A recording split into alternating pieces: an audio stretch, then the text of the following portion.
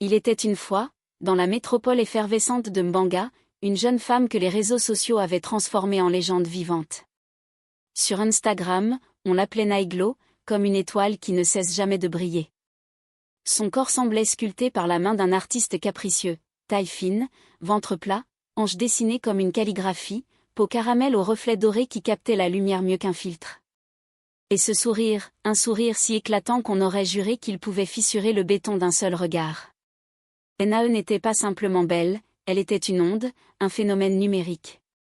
Sur TikTok, Snapchat ou encore Réel, son nom apparaissait partout. Ses paroles, reprises en boucle, étaient devenues des phrases cultes. Son maquillage ne craquait jamais, même sous la chaleur moite des nuits de Mbanga. Et ses longues perruques impeccables flottaient dans son dos comme des rubans de soie noire. Elle avait un don particulier, celui de transformer les apparences en véritable stratégie. Elle ne gagnait pas sa vie derrière un bureau. Elle la construisait en se plaçant toujours au bon endroit, au bon moment.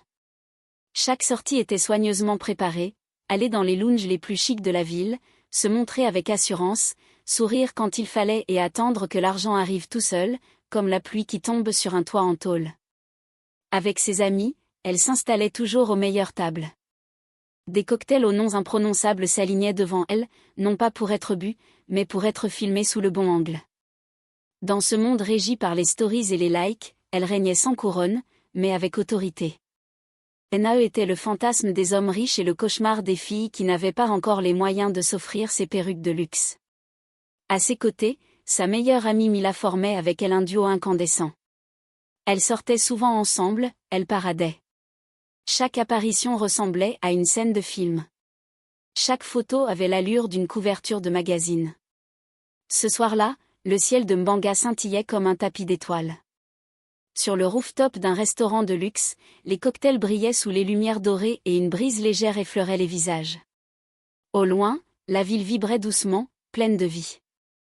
Nae était assise à une table haute, les jambes croisées, le regard assuré. Elle savait que chaque instant ici pouvait tout changer. Peut-être que ce soir, elle rencontrerait enfin un riche et séduisant prince charmant. Et c'est à ce moment-là qu'il arriva. Preston, grand, bien bâti, barbe parfaitement taillée, habillé chic de la tête aux pieds. Une grosse chaîne en diamant brillait autour de son cou et, à ses pieds, des chaussures Gucci parlaient pour lui. Son parfum boisé et puissant avait cette odeur typique des hommes riches qui n'attendent pas la fin du mois pour vivre. Il s'approcha avec l'aisance d'un homme habitué à ce que tout le monde le remarque. Un sourire en coin, calculé, dangereux et irrésistible. Qu'est-ce qu'une reine comme toi fait sans champagne sur sa table? Nae leva les yeux vers lui lentement. Son sourire se dessina comme une vague sensuelle, précis, mesuré. En quelques minutes, il avait commandé une bouteille hors de prix. Les verres tintèrent comme une promesse. Ils parlèrent longtemps, bercés par la musique douce et les rires discrets autour d'eux. Il disait travailler dans le forex, parlait de chiffres comme d'un langage que peu comprenaient. Elle hochait la tête avec ce talent de faire briller les hommes dans leur propre histoire. 2 jours plus tard, la vie de Nae avait déjà pris des airs de luxe, un iPhone 17 Pro Max tout neuf, la dernière Apple Watch, un virement de 1,2 million de francs juste pour une perruque et des ongles. Chaque matin, elle se réveillait comme dans un rêve, convaincue que tout tournait autour d'elle. Preston ne faisait pas de promesses. Il agissait.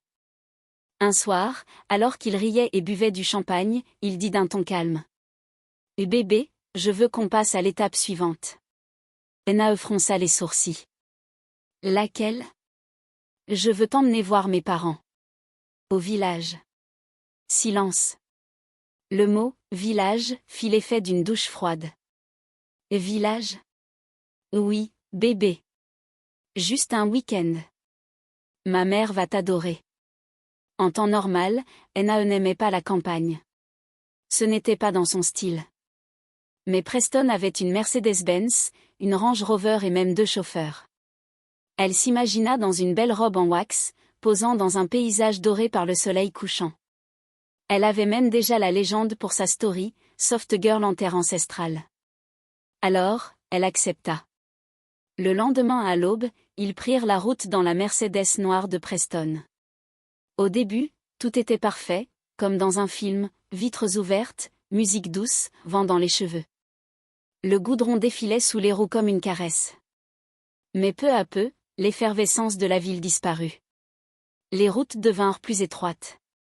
L'asphalte laissa place à une piste poussiéreuse. Le réseau téléphonique s'affaiblit, puis s'éteignit complètement. Et au fond d'elle, là où d'habitude régnait la confiance, une petite peur commença à grandir. Nae ne dit rien. Le silence de la route devint plus lourd que tous les cadeaux qu'elle avait reçus. Elle remettait sa perruque en place toutes les 5 minutes. Ce geste nerveux trahissait l'inquiétude qui lui serrait le ventre. Elle essaya d'appeler Mila. Aucun signal. Même la petite barre de WhatsApp restait muette. La voiture finit par ralentir devant un vieux panneau en bois aux lettres effacées. Bienvenue à Umubele. Ce nom sonnait presque comme un avertissement. Le silence était épais, presque vivant. Pas de klaxon, pas de musique, aucune lumière. Juste le vent dans les feuilles et le cri lointain d'un coq. Preston l'emmena jusqu'à une petite maison simple, aux murs usés mais bien entretenus. La porte en bois grinça quand ils entrèrent. À l'intérieur, tout était propre mais très sobre, pas de télé, pas de miroir, pas de ventilateur, juste un petit matelas, une table basse en bois et une légère odeur de savon bon marché. Nae ne s'inquiéta pas vraiment. Elle pensa même que cette ambiance simple ferait une belle story sur Instagram, la soft girl dans un village. Elle ignorait que derrière le sourire tranquille de Preston se cachait un tout autre scénario. Son plan n'avait rien de romantique. Le réseau avait disparu depuis longtemps. Pas une seule barre. Nae sortit dans la cour poussiéreuse, leva son téléphone vers le ciel comme si une prière pouvait rallumer le signal. Ses bracelets tintaient à chaque mouvement tandis qu'elle avançait jusqu'à la petite place du village. Autour d'elle, tout s'arrêta. Les femmes cessèrent leurs tâches, les enfants restèrent immobiles, les hommes échangèrent des regards silencieux. Avec ses ongles parfaits, sa robe moulante et sa perruque bien stretchée, elle avait l'air d'être tombée d'un autre monde. Une vieille femme, Mama Agbani, resserra son pagne et siffla. Ne vous approchez pas d'elle. C'est peut-être un esprit des eaux. Mais Nae ne les regardait même pas. Elle tournait sur elle-même en secouant son téléphone comme si Dieu allait rallumer le réseau d'un claquement de doigts. Son corps tremblait sous la nervosité. Frustrée, elle finit par faire demi-tour, le visage tendu. Preston l'attendait calmement, comme si tout était prévu. Sur la table, il avait posé un plat de riz blanc brillant, un morceau de poulet bien brun recouvert d'une sauce sombre et épaisse qui fumait encore. « Mange, ma chérie. Repose-toi un peu, dit-il d'une voix douce. Elle le fixa quelques secondes, cherchant à lire quelque chose dans ses yeux trop tranquilles. « Tes parents, ils arrivent quand ?»« Bientôt, » répondit-il avec un sourire si calme qu'il en devenait étrange. Ce qu'elle ne savait pas, c'est que cette maison n'était même pas à Preston. Il l'avait simplement louée pour la journée. Et Umubele n'était même pas son vrai village. Elle mangea. La sauce piquante colla à sa langue comme une chaleur invisible. Quelques minutes plus tard, le sommeil la prit brutalement. Elle s'effondra sur le petit matelas, son téléphone serré contre elle comme une bouée de sauvetage. Le lendemain matin, les villageois la retrouvèrent sur un sentier boueux qui menait à la rivière. Elle était pieds nus, les cheveux défaits, le regard vide. Ce n'était plus la Nae des réseaux sociaux. C'était une autre version d'elle, brisée, perdue entre deux mondes. Mais sa folie avait un éclat particulier. Elle n'était pas ordinaire. Elle était spectaculaire. Sur la place centrale, elle se mit à danser, les bras levés, criant des « Yes Queen » à un public invisible. Elle tournait comme devant une caméra imaginaire, lançait des baisers aux arbres et imitait des transitions comme dans ses vidéos. Puis, comme si elle était en plein direct, elle s'installa près de quelques paniers en osier devant une coiffeuse bancale fabriquée avec du bois sec. Sur cette table de fortune étaient étalés des produits de beauté improvisés, herbes écrasées en bouillie, vieilles bouteilles en plastique remplies d'eau de la rivière qu'elle présentait comme des lotions de luxe. Devant elle, un trépied tordu fait de branches sèches tenait une sandale usée accrochée au bout, qui représentait son téléphone. Elle se mit à filmer son tutoriel maquillage imaginaire, concentrée comme une influenceuse en plein live. Elle vendait des feuilles comme si c'était des cosmétiques haut de gamme, faisait des collaborations avec le vent et ponctuait chaque geste d'un sourire de star. Taguez vos marques, riait-elle en tournant sur elle-même. Je suis dispo pour les partenariats. Et même dans la folie, son allure faisait tourner les têtes. La reine des réseaux n'avait plus d'écran, mais elle continuait à influencer au cœur du village. Les soirs où la lune brillait fort, les jeunes hommes du village descendaient discrètement jusqu'à la rivière. Ils portaient dans leurs bras de petits trésors, sachets d'arachides encore tièdes, morceaux de viande de brousse bien emballés, bouteilles de Fanta pleines de bulles, pain blanc bien rond et sachets d'eau posés en rang comme des offrandes. Ils venaient regarder Nae danser, pas comme on regarde une fille, mais comme on regarde quelque chose d'étrange et fascinant. Elle était là, au bord de l'eau, éclairée par les lanternes et les étoiles. Sa peau brillait légèrement sous la rosée de la nuit. Elle riait toute seule, parlait à un public que personne ne voyait, imitait des directs imaginaires avec une énergie presque envoûtante. Certains murmuraient qu'elle n'était plus vraiment humaine. D'autres disaient qu'elle venait des profondeurs de la rivière. Nae était folle, mais d'une façon bien particulière, une folie des réseaux sociaux. Une folie bruyante, pleine de couleurs, de poses exagérées et de petites phrases percutantes. Elle prenait un balai pour faire semblant d'avoir un micro, enroulait des feuilles autour de sa tête comme une perruque improvisée et posait au bord de l'eau comme une star qui tourne une pub de luxe. Ses hanches parlaient un langage que tout le monde comprenait. Même les hommes mariés, gênés mais fascinés, se cachaient derrière les buissons pour la regarder bouger, les yeux grands ouverts comme des enfants devant un spectacle interdit. Pendant ce temps, très loin de là, à Mbanga, Preston montrait un autre visage, celui d'un homme satisfait. Il buvait dans des clubs éclairés par des néons, entouré de nouvelles femmes qui riaient fort. Son plan avait marché. L'argent coulait. Pour lui, Nae n'était plus qu'une histoire passée. Il avait pris, profité, puis oublié. Mila, quant à elle, vivait ses heures les plus longues. Pas de post, pas de story. Le silence de Nae était plus effrayant qu'un mauvais rêve. Elle appela encore et encore. Rien. Finalement, complètement paniqués, les parents de Nae furent prévenus. Son père, ancien militaire, n'était pas homme à croiser les bras. En quelques heures, il avait contacté ses collègues, la police, affiché des avis et alerté les médias. L'affaire avait pris de l'ampleur. Les semaines passèrent, puis les mois. Et pendant tout ce temps, Nae continuait à danser comme une déesse TikTok tombée sur la terre rouge du Mubélé, sans téléphone, sans Wi-Fi. Chaque matin, à la même heure, elle surgissait sur la place centrale du village en courant comme une star faisant son entrée sur scène. Elle ramassait une vieille sandale usée comme si c'était une caméra dernier cri et lançait avec assurance. AMC Queens. C'était devenu un rituel. Elle présentait sa routine skincare avec une boue épaisse qu'elle allait chercher elle-même à 6 heures du matin au bord de la rivière. Ce n'est pas de la sorcellerie, c'est de l'engagement, disait-elle à voix haute, convaincue que des milliers de spectateurs invisibles la regardaient. Elle distribuait des codes promo imaginaires aux chèvres qui passaient nonchalamment. Sa créativité était sans borne, même dans la folie. Les villageois, d'abord méfiants, étaient désormais partagés entre amusement et fascination. Certains s'asseyaient sous les manguiers pour l'observer comme on regarde une série quotidienne. La folle, c'est notre Nollywood du matin, riait un vieil homme édenté. Je t'ai dit, même dans cet état, elle a plus de créativité que mes 3 filles réunies, ajoutait un autre en tapotant sa pipe.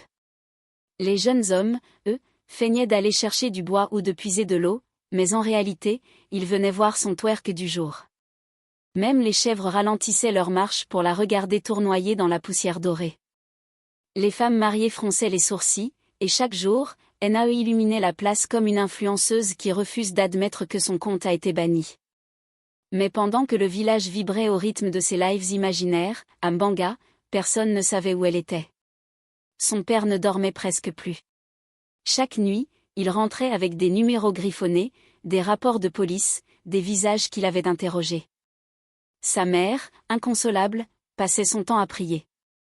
Même sa meilleure amie Mila était désespérée. Cela faisait des mois qu'elle fouillait Internet, épluchait les commentaires sous les anciennes vidéos de Nae, relançait la police, publiait encore et encore des stories d'alerte. Elle refusait d'accepter l'idée que sa meilleure amie s'était évaporée. Puis le téléphone de la mère sonna. Un vieux numéro. Un cousin éloigné. Tata. J'ai vu une vidéo sur Facebook. Une fille qui danse bizarrement dans un village. Elle ressemble beaucoup à NAE. La vidéo était floue, mal cadrée, prise d'un vieux téléphone. Mais dès que la mère aperçut ce visage, même distordu, elle hurla. C'est elle. C'est ma fille. C'est NAE. Le père ne dit rien. Son silence était lourd, méthodique. Il examina attentivement les détails. Puis il murmura, presque pour lui-même. Je reconnais cette région. Je vais trouver ce village.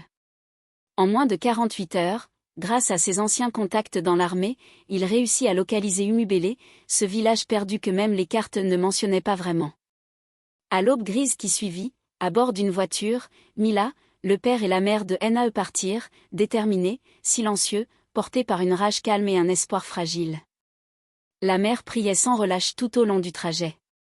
La veille, elle avait même remis le nom de sa fille dans 3 paroisses différentes pour des séances de prières intenses. Pendant ce temps, à Umubele, le soleil s'était levé comme chaque jour, effleurant les toits de chaume épais.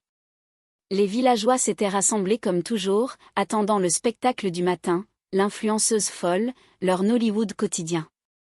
Mais ce matin-là, elle ne vint pas. Les enfants crièrent timidement.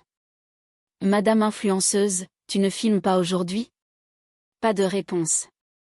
Le silence s'installa, étrange, inquiétant. Ce n'est que vers midi que 2 femmes du village la retrouvèrent au bord de la rivière. Elle était assise bien droite sur un rocher, immobile, les yeux fixés sur un point invisible dans l'eau. Un collier de feuilles ceignait sa tête, un bâton était planté devant elle comme un totem improvisé et un vieux pot vide reposait sur ses genoux. L'une des 2 femmes s'approcha lentement. « Est-ce que tu vas bien, ma fille ?» NAE tourna la tête lentement. Sa voix, calme, presque trop calme, traversa l'air comme une brise glacée. « Excusez-moi. Avez-vous vu mon ring light ?» Puis son corps se renversa d'un coup sec. Elle s'évanouit. Les 2 femmes, paniquées, la portèrent jusqu'à une case vide. D'autres femmes l'éventèrent avec des pagnes. D'autres lui versèrent doucement de l'eau sur le visage. Elle était toujours inconsciente. 2 heures passèrent. Finalement, NAE ouvrit les yeux. Choquée par son état, elle se redressa brusquement et quitta la case en titubant. Dehors, elle se tâta le corps comme pour vérifier qu'elle était bien réelle, puis éclata en sanglots. Elle pleurait comme une jeune femme qui se réveille d'un cauchemar trop long. « Qu'est-ce que je fais ici ? Pourquoi je suis aussi sale et couverte de poussière ? Qu'est-ce qui m'est arrivé ?» Elle regarda ses mains sales, tremblantes. Autour d'elle, les villageois la fixaient en silence, gardant leur distance. Certains baissaient les yeux, touchés par la détresse de cette fille complètement perdue. Puis soudain, une voiture grise s'arrêta devant elle. La portière claqua. Sa mère en sortit en courant. Mila courut aussi, un grand sourire aux lèvres, simplement heureuse de revoir son amie vivante. Le père resta quelques secondes immobile, submergé par l'émotion. NAE se jeta dans leurs bras, les yeux ruisselants de larmes, soulagés de retrouver enfin des visages familiers. Autour d'eux, les habitants du village applaudirent doucement, comme pour saluer ce moment de retrouvailles. De retour à Mbanga, NAE raconta tout à ses parents. Son père porta plainte immédiatement. Mais malgré tous leurs efforts, la police n'avait toujours pas réussi à mettre la main sur Preston. Sa mère, bouleversée, décida de lui couper complètement les cheveux, comme pour marquer un nouveau départ. Son père fit venir un médecin pour s'assurer qu'elle allait bien. La mère de NAE prit soin d'elle chaque jour, lui préparant ses plats préférés et la réconfortant avec douceur. Quelques jours plus tard, une fois qu'elle eut repris un peu de force, NAE prit une grande décision, s'éloigner des réseaux sociaux. Elle sortit lentement ses perruques du placard et les jeta une à une dans un grand sac. Puis elle prit son téléphone et regarda ses anciens posts. Tout lui paraissait désormais vide et superficiel. Elle se leva, prit une dernière photo d'elle-même et la publia avec ce message. « Je quitte les réseaux. Peut-être que je reviendrai, mais seulement pour impacter le monde positivement. » Ensuite, elle supprima tous ses comptes. Peu à peu, avec l'amour et le soutien de sa famille, elle se reconstruisit. Quelques mois plus tard, un homme fut retrouvé mort dans son appartement. L'affaire fit la une des journaux. À sa grande surprise, il s'agissait de Preston. Nae regarda le journal, bouleversé, et murmura d'une voix tremblante. « Je te pardonne. Va en paix. Merci d'avoir regardé. Si vous avez aimé ce récit, laissez un pouce bleu pour soutenir la chaîne. N'oubliez pas de vous abonner et d'activer la cloche pour ne pas manquer les prochaines histoires.